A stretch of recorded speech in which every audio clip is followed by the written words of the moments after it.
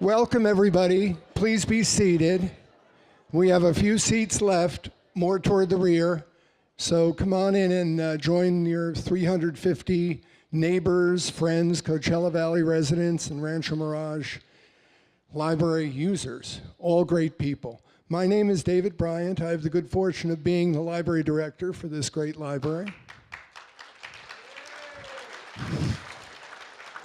That's known as a starter, Jamie. The person who starts the applause, that's a starter. Good place to be. Thank you very, very much. Couple of small details that will, while we have this opportunity with so many smart people in the room, we now have T-coil assistance technology. What is that? Well, I'll tell you in about 30 seconds.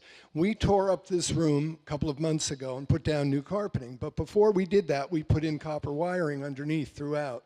If you wear a hearing aid with a T-coil switch, T being for telephone, and turn that on, you will have the best audio in this room for everybody. So keep that in mind if you wear a hearing aid. If you think you need hearing assistance, at each of these programs we offer a dozen headsets. They're very benign. Your hair will still look, mine won't, but your hair will look great if you put that on, and you will have the T-coil benefit without having the hearing aid. So it's just something to mention. We also thank you for your patience as we loaded the room today, making sure we had registered people first, and that's only fair. Gold card people who live in Rancho Mirage, that's only fair. And we do have, for programs of this significance for us, we have an additional 100 seats today back in the Annenberg room, and how appropriate is that? We have 100 extra seats, so if you come to a program of this caliber in the next few weeks or months, we will have overflow seating for you with two 70-inch plasma monitors. So that brings us pretty much up to date. I wanted to mention a couple of notables who are in our room today. We have Mayor Pro Tem Ted Weil with us. Thank you, Ted. We have Council Member Ira Smotrich, front row. We have Vicki Hobart, who has not been elected, but she's beautiful, and she is Dana Hobart's wife. And we have Jamie Kabler, front and center, who is the founder of the famous Rancho Mirage Writers Festival. So, thank you all for being with us.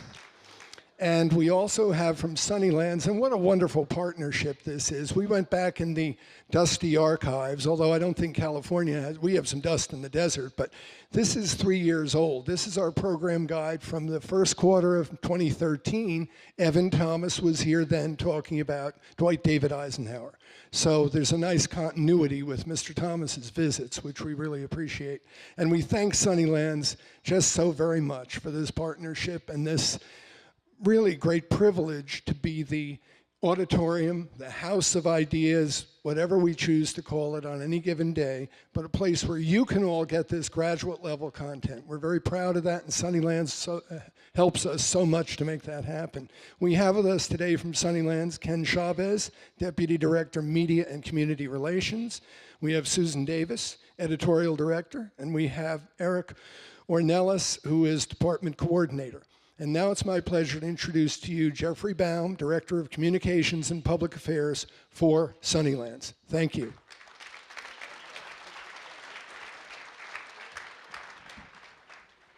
Thank you very much, David. I can't underscore enough how much we treasure our relationship with the Rancho Mirage Public Library. David was one of the first people that we met with, Jeff Cowan, our president of the trust, who sends his greetings, and our trustees, when the trust began as a formal entity in early 2000, 2011. And David, there was an immediate connection with David Bryant in the city of Rancho Mirage. And again, our work with Mayor Pro Tem Ted Weil, Councilmember Iris Smotrich, Mayor Hobart, and the rest of the city council could not have been more important to Sunnylands. In fact, I wanted to share something with the group because not only is it important for us to have relationships with institutions here in the Coachella Valley as the Annenbergs did in their lifetimes, it's with the people of the Coachella Valley and the people with Rancho Mirage. And just 8 days ago, President Obama was over at Sunnylands having a press conference. And this is how he opened the press conference, speaking to a global audience. He says, "Good afternoon, everyone. Let me begin by thanking the Annenberg Foundation Trust and the people of Rancho Mirage for their incredible hospitality these past 2 days. I've hosted foreign leaders here before. It's quite another to host leaders from 10 nations at the same time. And I want to thank everybody who make the summit such a success.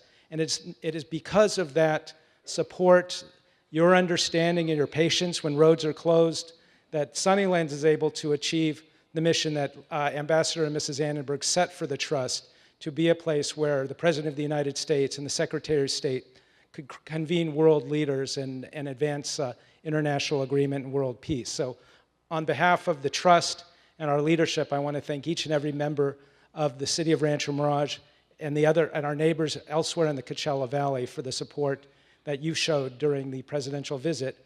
And we're told that's not going to be the last one. So we're counting on having him come back, and the next president of the United States, whomever that might be, come back frequently to our valley and celebrate that.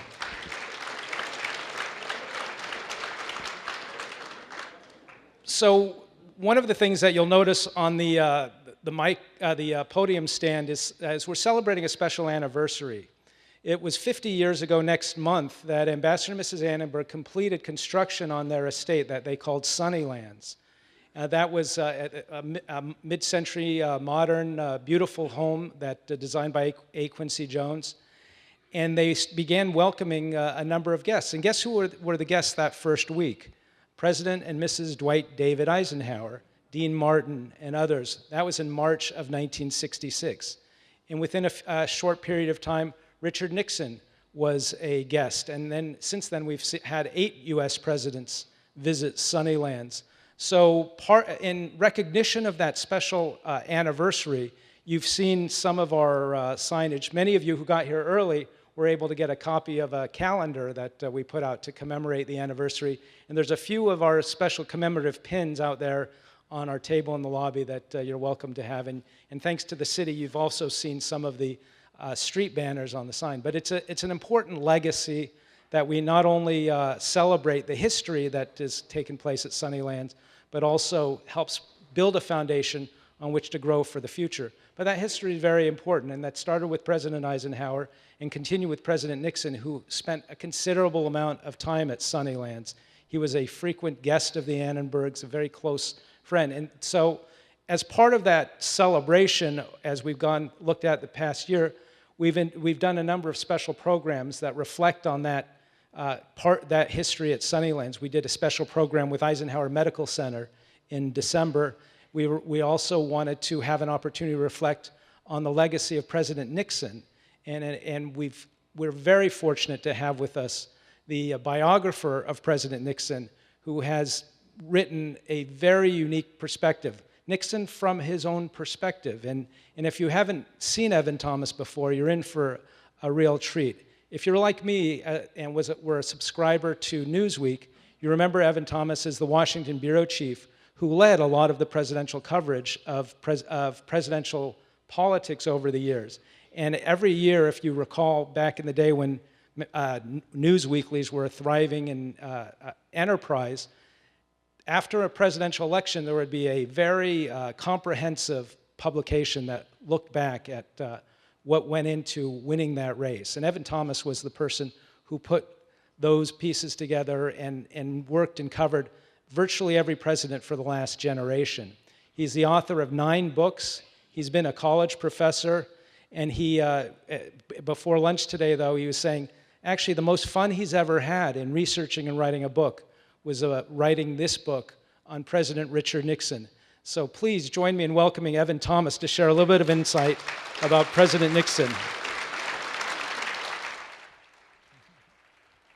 Thanks, Jeff. I'm delighted to be back in this beautiful valley on this beautiful day and to see so many of you to talk about Richard Nixon. Interestingly, when Nixon left office, he didn't have many friends, but Walter Annenberg was one of them. I think 3 days after he left Washington on that helicopter, he was back at Sunnylands That meant a lot to Nixon, that Annenberg stood with him at Nixon's darkest time. The first time Richard Nixon ever kissed a girl was on a stage. He was a high school junior at Whittier High School, playing the role of Aeneas in the Aeneid, in the Latin club play of the Aeneid, and he was supposed to kiss Queen Dido.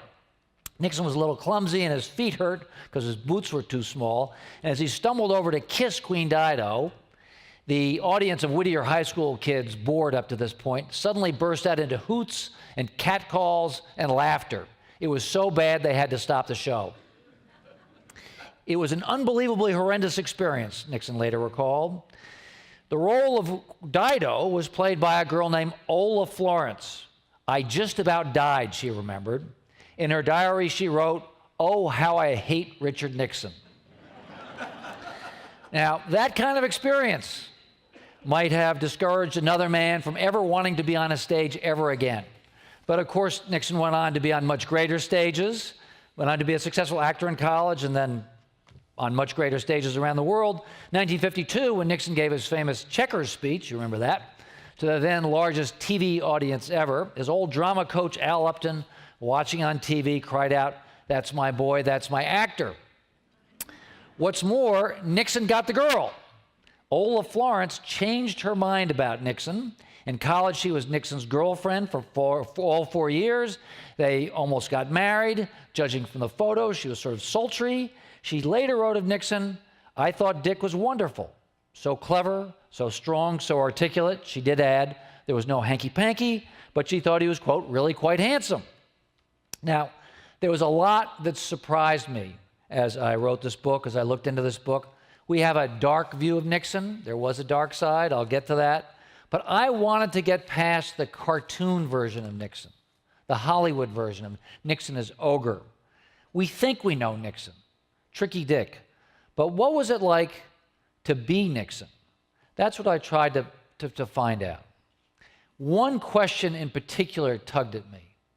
How could someone so shy be so successful at politics? He became one of the most successful politicians of the 20th century. Nixon was on 5 national tickets.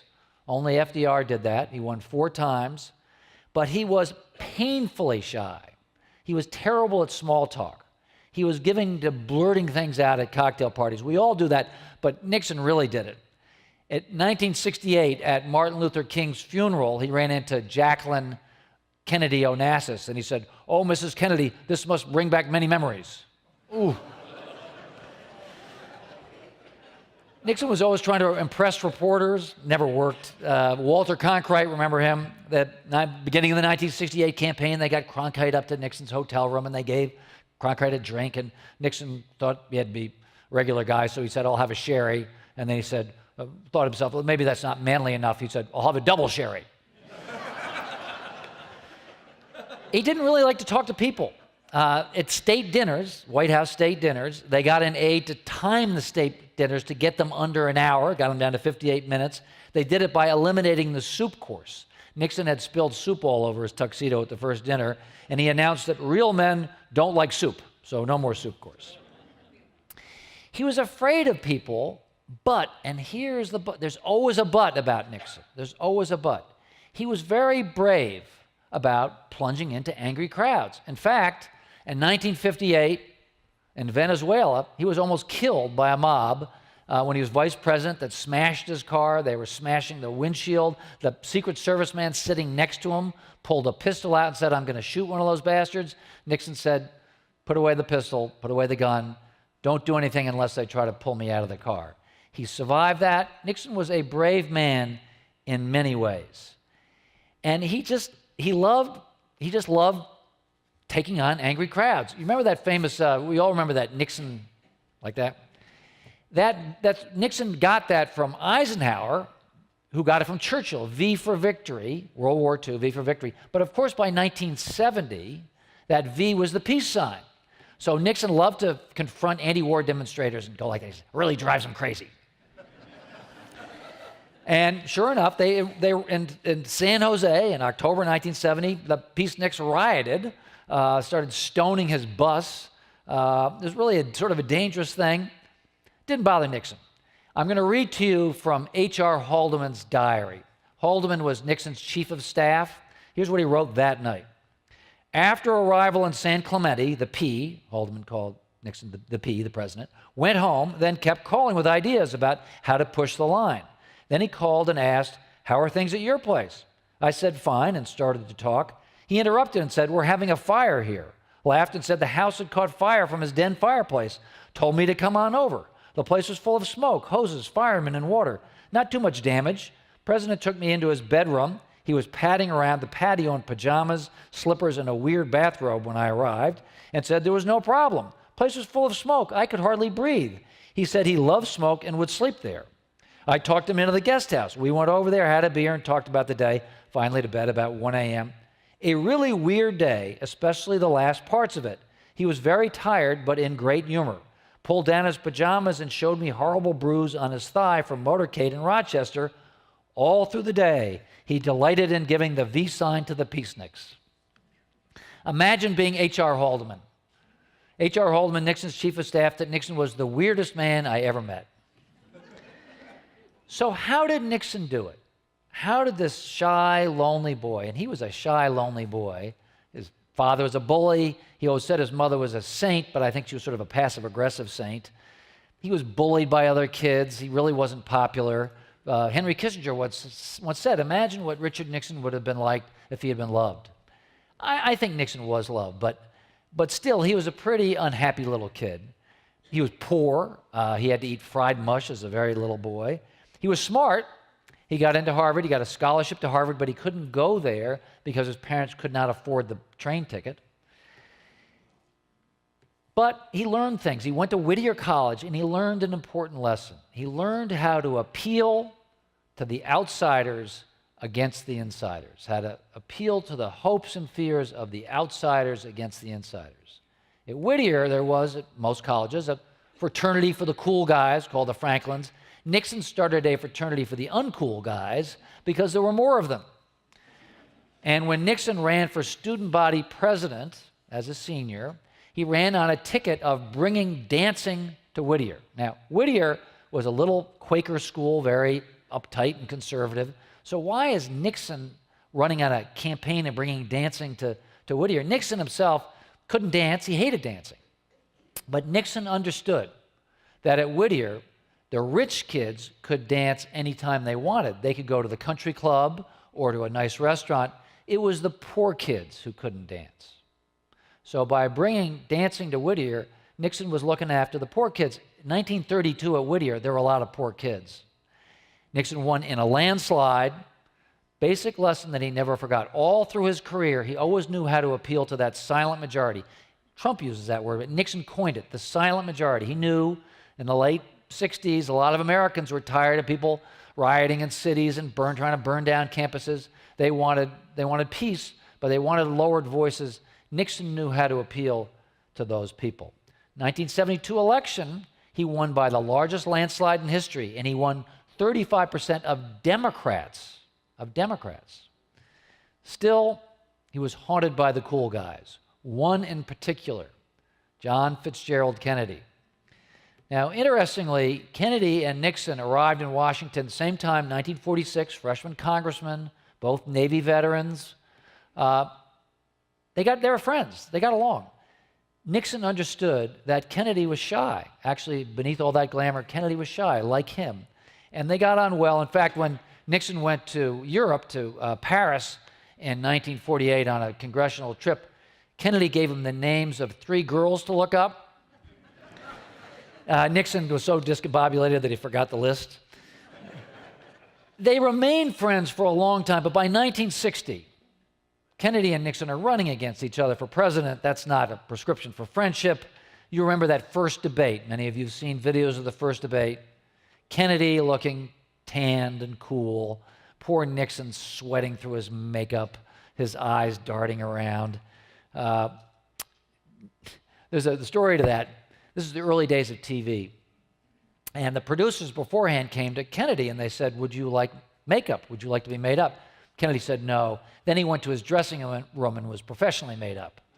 So they asked Nixon, would you like to be made up? And Nixon, having looked at Kennedy, said, no. Then Nixon got one of his aides to go down to Michigan Avenue in Chicago and come back with something called shave stick, this kind of hideous aftershave stuff you put to cover up your 5 o'clock shadow.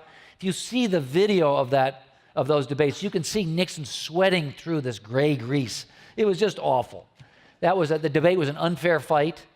It was tough for Nixon, especially when he heard that Jack Kennedy told reporters that Nixon, had no class. You can imagine how that hurt. Also tough, much tougher for Nixon, he believed that Kennedy stole the '60 election.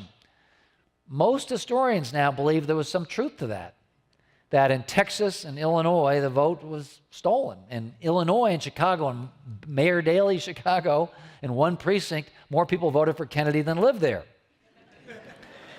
But Nixon did not protest the election. He did not challenge it. Cold War was on. Nixon thought this was not the time to put the country through a big legal fight, so he gracefully accepted his defeat. But it always ate at him. Partly because he believed that the Kennedys had been better at dirty tricks than he was. I know that sounds odd, but I wrote a biography of Bobby Kennedy. Believe me, the Kennedys understood dirty tricks. And they probably were better at it than Nixon in 1960. For instance, Nixon in later years was rightfully accused of trying to use the Internal Revenue Service, the IRS, to spy on his opponents. Well, Nixon's tax returns were audited in 1961, 1962, and 1963 at the order of Attorney General Robert Kennedy. Bobby Kennedy abused the IRS long before Nixon did. Bobby Kennedy wiretapped a lot more people than Nixon did. The other cool kids who drove Nixon crazy was the so-called Georgetown set. In Washington, after World War II, there was a kind of a little social group, a clique, if you will, of people who had top jobs at the State Department and the CIA, who'd gone to Harvard and Yale, who were all friends, who would get together, and they were kind of the cool kids, if you were, of that time for many years. Reporters were part of that group. My old boss, Mrs. Graham, at the Washington Post Company, was at the center of that, and a columnist named Joe Alsop. Some of you may remember Joe Alsop. He was a kind of well-born columnist. He had a lot of power in his day. And in 1950, he would give these dinners on Sunday nights. And in 1950, he invited Richard Nixon and Pat Nixon over for dinner. Nixon had just been elected senator from California. And Alsop and his crowd, the cool crowd, wanted to sort of check out Nixon. Well, of course, Alsop forgot Nixon's name and introduced him as Russell Nixon. And Ambassador Averell Harriman turned his plate over, turned off his hearing aid, and said, "I will not break bread with that man," and walked out. You can imagine how Pat Nixon felt and how Dick Nixon felt about that. It just got worse. Nixon never got along with the Georgetown crowd. In fact, when he was president, even when he's president, he assigned Henry Kissinger, his national security advisor, as a kind of ambassador to this group, as an ambassador to the court of Katharine Graham at the Washington Post. And Kissinger was a great success at it. Kissinger is charming, and he's funny, and he's self-deprecating, something that Nixon really could never be himself. But he dined out on Nixon. He started making jokes about the president, kind of crude jokes about the president, and of course it got back to Nixon. Of course Nixon heard about it. Now, Nixon tried to be philosophical about it. He would say, well, Henry needs to do this for his ego. And when Kissinger left at night, Nixon would kind of lamely joke, well, there goes Henry off to leak to the Washington Post, or there goes Henry off to have dinner with his friends in Georgetown, which is often true. But it ate at Nixon. He was wounded by it, especially when he heard that Kissinger was going around bragging about his achievements at the expense of Nixon and distorting the record. Going to China was not Henry Kissinger's idea. It was Richard Nixon's idea. Nixon had the idea back as early as 1963. And in fact, when Henry Kissinger was told that Nixon wanted to go to China, Kissinger said, fat chance. He didn't believe it was possible. Now, Kissinger executed Nixon's policy brilliantly. He was a brilliant national security advisor. But the ideas, the strategic ideas, were Nixon's. And it really killed Nixon that he wasn't getting credit for it. So, You remember those famous tapes, the White House tapes? Nixon installed them in February 1971, 2 years into his presidency. Why? To create a record so that he would be able to rebut Henry Kissinger. He wanted to be able to write his memoirs and make sure that history reflected what really happened in the Oval Office and in the rooms where Nixon and Kissinger talked. As Kissinger later said, he paid an awful price for that. Those tapes are terrible. You've heard many of the snippets of it. They're really awful. Nixon's language is bad. He makes anti-Semitic remarks. They're really awful. I spent a lot of time listening to those tapes, though. And here's the thing. My wife and I spent hours and hours out at the Nixon Library here in Yorba Linda. And I realized that a lot of what Nixon is doing is blowing off steam and posturing. He's venting in a kind of stupid, crude, macho way, trying to show what a guy he was by swearing a lot and saying things he didn't necessarily mean. A lot of his jokes are kind of tinny, and his swearing is kind of fake. If you want to hear good swearing, listen to LBJ's tapes. Nixon was a funny guy, and if you want an important contrast, Nixon on the tapes is very different from the Nixon who met with world leaders. Zhou Enlai, Mao Zedong, Brezhnev, Adenauer, de Gaulle, those men liked Richard Nixon because he did not lecture them, he was not bombastic with them, he didn't preach at them about how America was greater.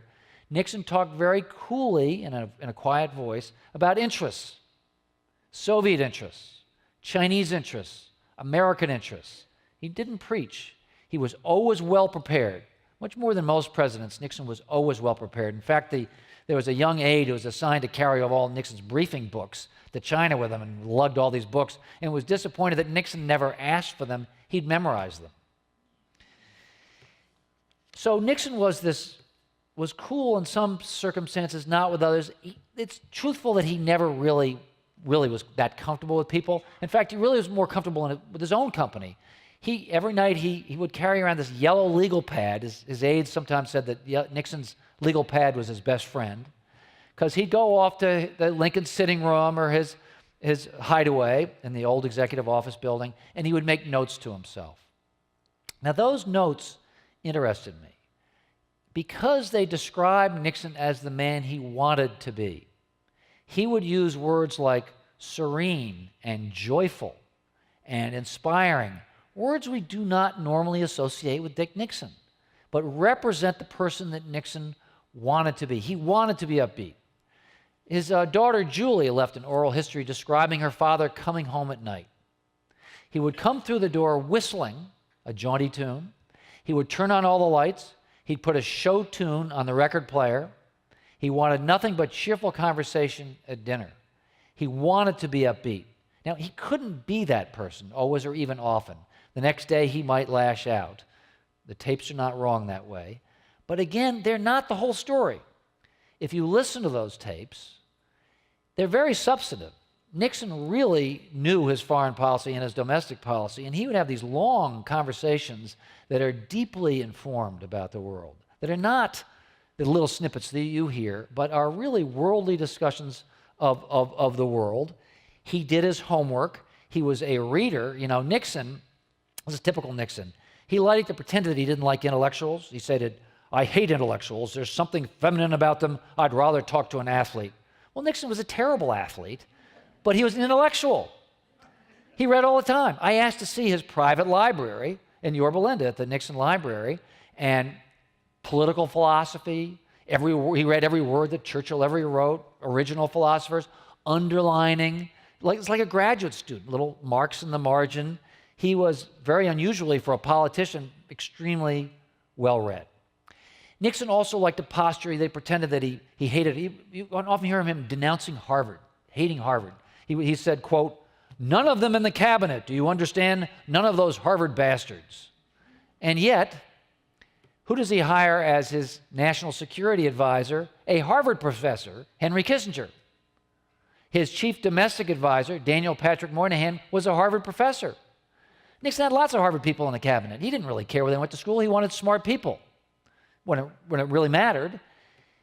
John Mitchell used to say, his Attorney General, John Mitchell, said, "Watch what we do, not what we say." That was very important with Nixon because he might talk too much, but you have to watch what he actually did.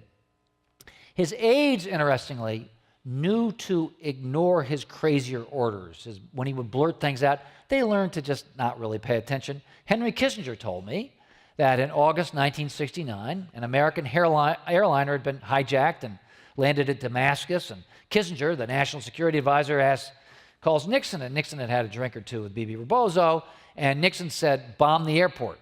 Well, Kissinger didn't know what to do. He spent the night moving the Sixth Fleet around the Mediterranean, and in the morning realized that Nixon wasn't serious. He was just venting. He was blowing off steam. Now, I know that sounds dangerous, but the truth is that Nixon's staff learned to deal with this, learned that Nixon was a venter who would do this kind of thing, but not always, not always. Remember the Pentagon Papers? June 1971, New York Times prints this secret history of the Vietnam War. It's very damning. The words Richard Nixon do not appear in the Pentagon Papers, but the Pentagon Papers drove Nixon nuts. Why? Because Nixon hated leaks. He was conducting secret diplomacy at the time with China, and he was afraid it would leak. He hated leakers, and so he ordered the FBI to get the leaker, Daniel Ellsberg. Remember him? He said to the FBI, "Get Ellsberg, spy on him, find out about him." Well, here's some important historical context. For years, the FBI acted as kind of a spy for the president. Remember J. Edgar Hoover? He lasted in office for 40 years by being clever. He stayed in office by blackmailing presidents. He would dig up dirt on them. And he would use the FBI to spy on the president's enemies.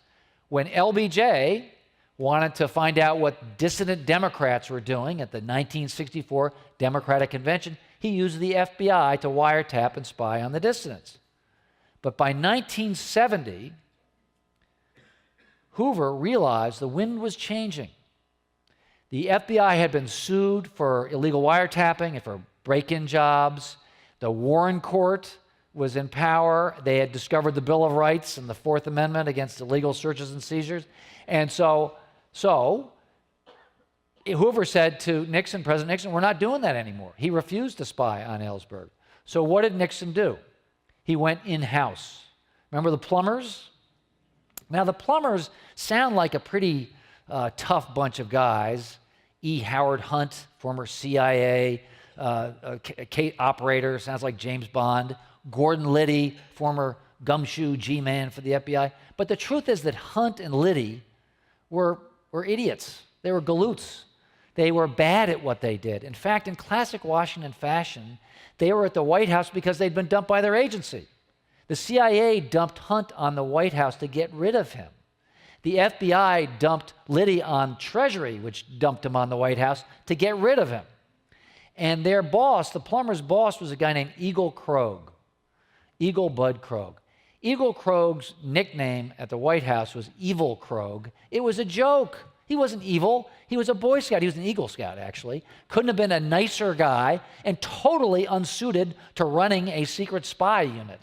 They screwed up. They broke into Ellsberg's psychiatrist's office and made a mess of it and learned nothing. They broke into the Watergate and got caught. Now, Nixon knew none of that. Nixon did not know about those break-ins in advance.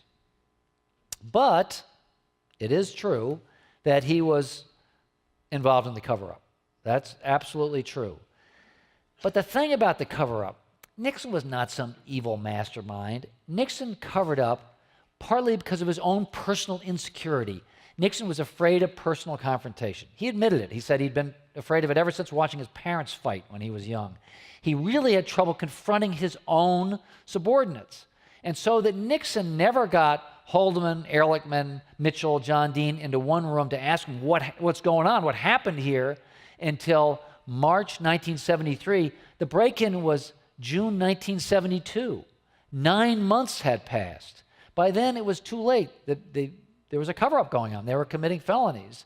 And Nixon bears responsibility for that. He does. And he deserved, in some sense, what he got.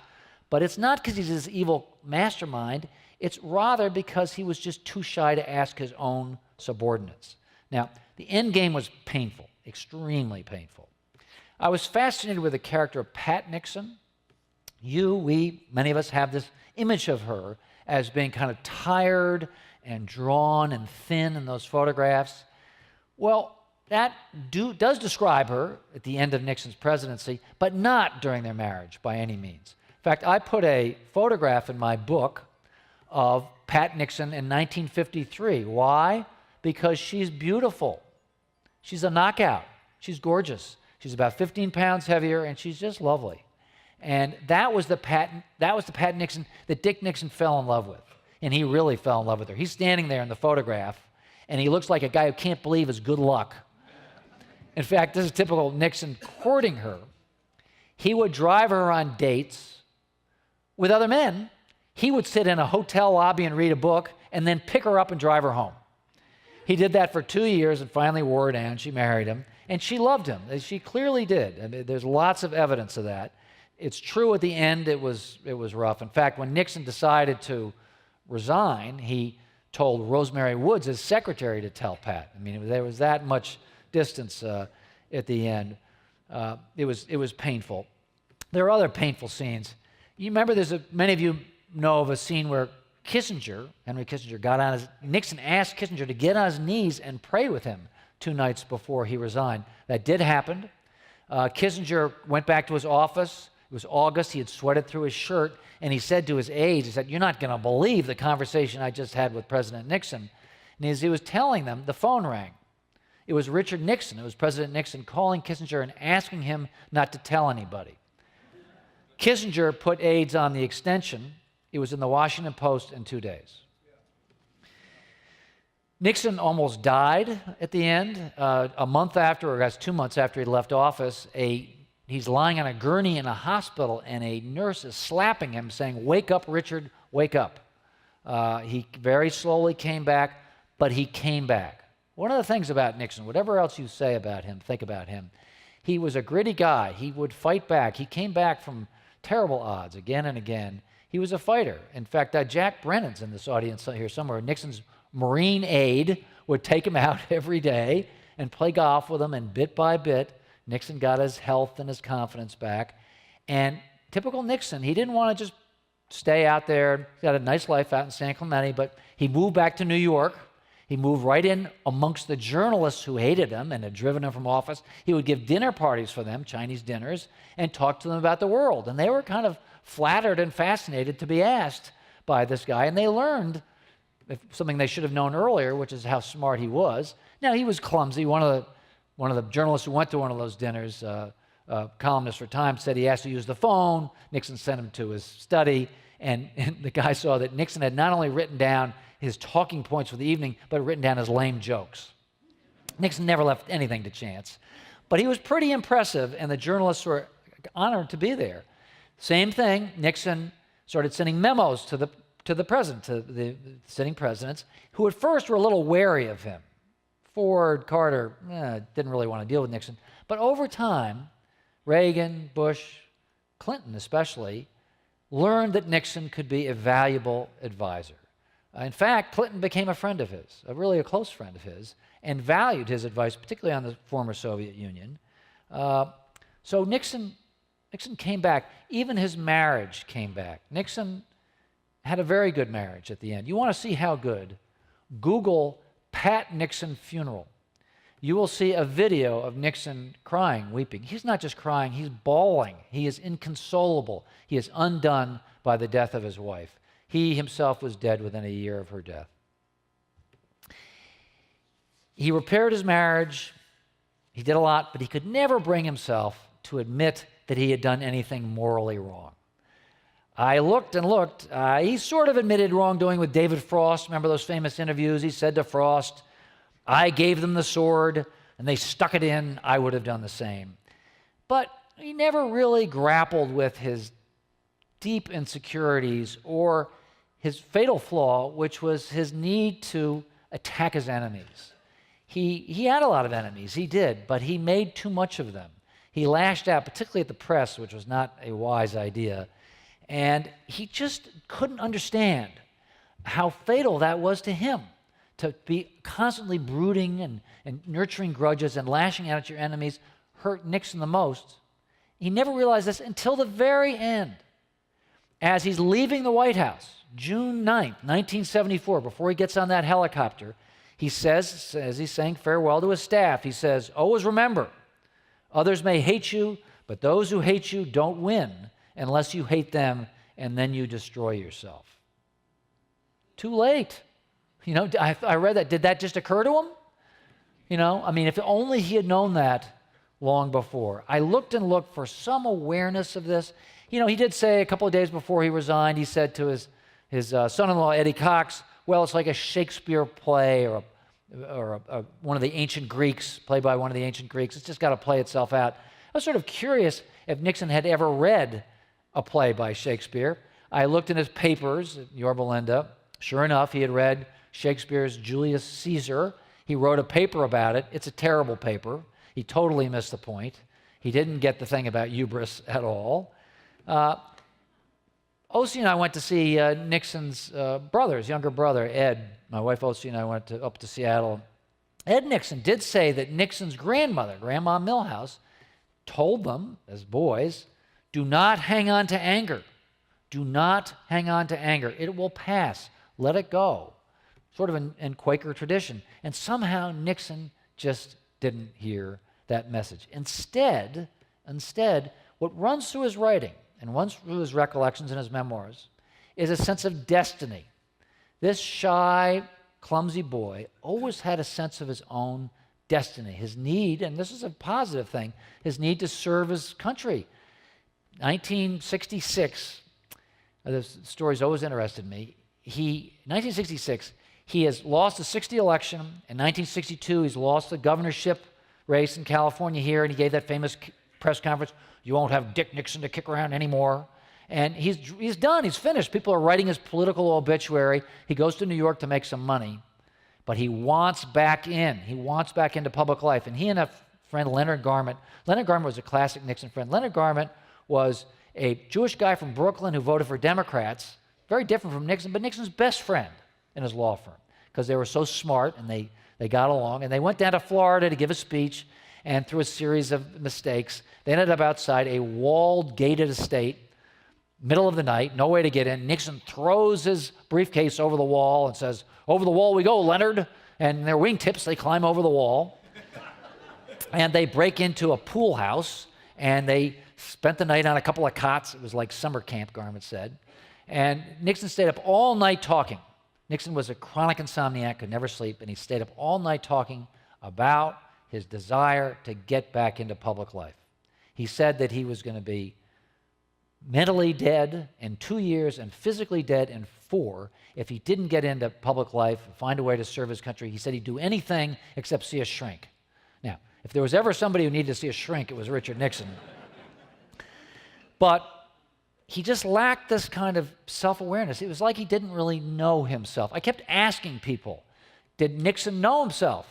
And most people said no. Brent Scowcroft said to me, well, sometimes I think he took a peek. I asked James Schlesinger, who had been Nixon's Secretary of Defense and CIA director, did Nixon know himself? And Schlesinger said no. And then he looked out the window and said, but who does? Now that's a good point. Particularly actually for very powerful men who want to do great things. You can't believe that you're going to save the world, that you're going to accomplish great things if you spend too much time worrying about yourself and wondering who you really are, and, you know, have you lost the car keys and how's your marriage and do your kids, why don't your kids love you? You can't do that. You got to get up in the morning and want to do great things. And Nixon always wanted to do great things. And yet, I think at some level he understood that he was locked in a terrible struggle between dark and light, between the good Nixon and the not-so-good Nixon. Nixon loved going to the movies. As a president, he watched 500 movies. His favorite movie was not Patton. It was Around the World in 80 Days. He liked the scene with the elephants coming. He said, here come the elephants. Julie, his daughter, remembered, you know, we sat through a lot of clunkers, these movies. Bibi Rebozo would fall asleep, and Eddie and Tricia would try to sneak out. But Dad would sit there and say, wait, wait, it's going to get better. Now, it didn't get better often for Nixon, or always. The end was tough. Nixon's life was a tragedy in many ways, but it's a great story, and I hope you read the book. Thanks.